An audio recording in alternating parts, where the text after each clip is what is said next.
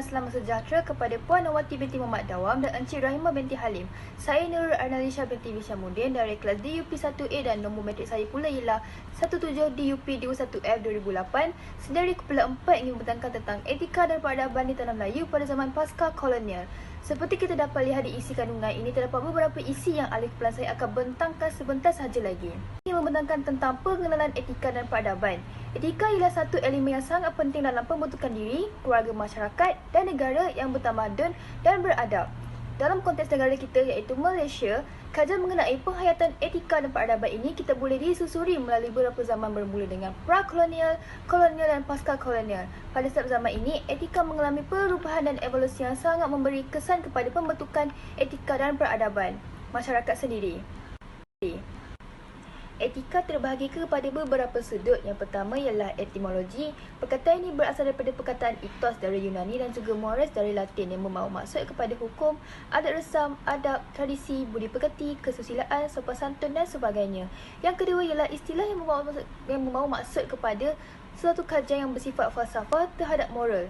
Yang ketiga pula ialah falsafah, iaitu sesuatu perkara yang patut atau tidak kita lakukan dan sebagainya.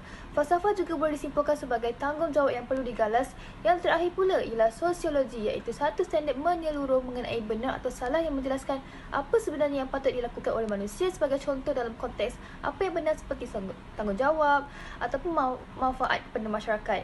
Etika ini perlu difahami dan dihayati oleh masyarakat agar terbina masyarakat yang bangsa dan negara yang bertamadun dan beradab.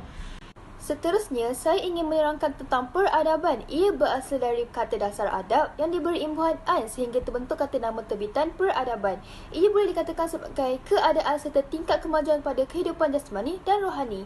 Selain itu, kepentingan menghayati etika dan peradaban dalam pembinaan peradaban mengikut Acah Malaysia ialah akan melahirkan warga negara yang mampu mengamalkan nilai-nilai murni dalam kehidupan secara menyeluruh. Apabila etika telah menjadi sebati dalam diri, maka akan lahirlah tindakan dan amalan yang baik dan terpuji tanpa dipaksa ataupun dibuat-buat.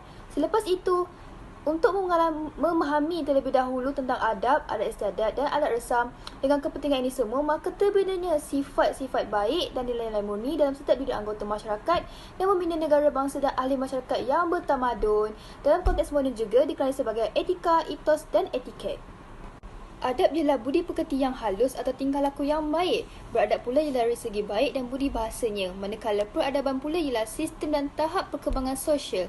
Adat resam ialah sesuatu yang menjadi kebiasaan kepada semua kaum, sebagai contoh berkaitan dengan adat resam perkahwinan, merisik dan bertunang. Selepas itu, adat istiadat pula ialah berbagai-bagai adat yang diikuti untuk kaum kerabat sahaja atau dilakukan sebagai majlis rasmi, sebagai contoh menyambut peristiwa seperti pertabalan. Seterusnya, etika ialah prinsip moral atau nilai-nilai akhlak yang menjadi pegangan seseorang individu atau kumpulan manusia. Etos pula ialah sifat atau ciri sesuatu bangsa, budaya dan era. Dalam sosiologi, ia adalah menjelaskan usaha membangunkan bangsa berdasarkan latar individu, keluarga dan komuniti berbagai serta berbeza sejarah etnik, bahasa, agama, budaya dan latar geografi, melebihi kepekatan diri atas negara atau bangsa. Yang terakhir pula ialah etiket. Ia adalah adat dan peraturan dan kesopanan terutamanya dalam profesi tertentu. Assalamualaikum warahmatullahi wabarakatuh. Nama saya Ainul Maridia binti Osman bernombor matrik 17DUP21F2027. Saya akan membentangkan pengenalan pasca kolonial. Zaman pasca kolonial merupakan era moden yang dah bercampur dengan era tradisional, tetapi lebih ke arah moden. Masyarakat pada zaman ini telah menerima variasi dan percampuran versi etika secara langsung atau melalui teknologi. Nilai etika yang bercampur baur ini wujud dalam persekitaran formal dan tidak formal dalam kehidupan kita. Seterusnya, saya akan membentangkan adat di tanah Melayu pada masa pasca kolonial. Maksud adat ialah perbuatan yang dilakukan berulang-ulang lalu menjadi kebiasaan dan tetap dan dihormati pada masyarakat kini. Selain itu, maksud adat dari segi Melayu lama pula ialah undang-undang atau hukum kebiasaan yang merangkumi bidang sosial, politik, ekonomi bahkan undang-undang samudera. Manakala maksud adat dari segi kamus dewan pula ialah sesuatu peraturan yang diamalkan secara turun-temurun di dalam masyarakat sehingga merupakan hukum dan peraturan yang harus dipatuhi. Adat juga ialah suatu cara yang sudah menjadi kebiasaan pada masyarakat kini.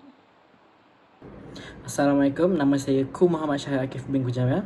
Nombor matrik saya 17 DUP 21 F 2019. Saya akan terangkan zaman pasca kolonial.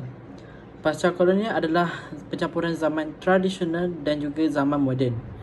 Pasca kolonial juga telah menerima campuran etika secara langsung atau teknologi. Etika bercampur baur ini wujud dalam persekitaran formal dan juga tidak formal dalam kehidupan harian. Salah satunya adalah bahasa. Pada zaman pasca kolonial telah menggunakan perkataan campuran daripada bahasa Inggeris dan juga bahasa Melayu. Contoh ayat yang digunakan adalah I need to pergi mall at 5:30 petang ni. Etika dan peradaban kini menjadi kurang penting kepada masyarakat zaman sekarang kerana zaman sekarang budi peketik, tingkah laku dan budi bahasa semakin merosot disebabkan kegagalan kita mempelajari dan menghayatinya. Assalamualaikum warahmatullahi wabarakatuh dan selamat sejahtera. Saya adalah Kusyada Aiman bin Hanizi dan nombor matrik saya ialah 17DUP21F2017. Saya ingin membicarakan tentang adab pada zaman pasca kolonial. Seperti yang dipaparkan, budi bahasa, budi bicara dan tingkah laku membawa satu maksud, iaitu adab. Sebagai contohnya, bersopan santun, membuat kebaikan, moral dan kesusilaan.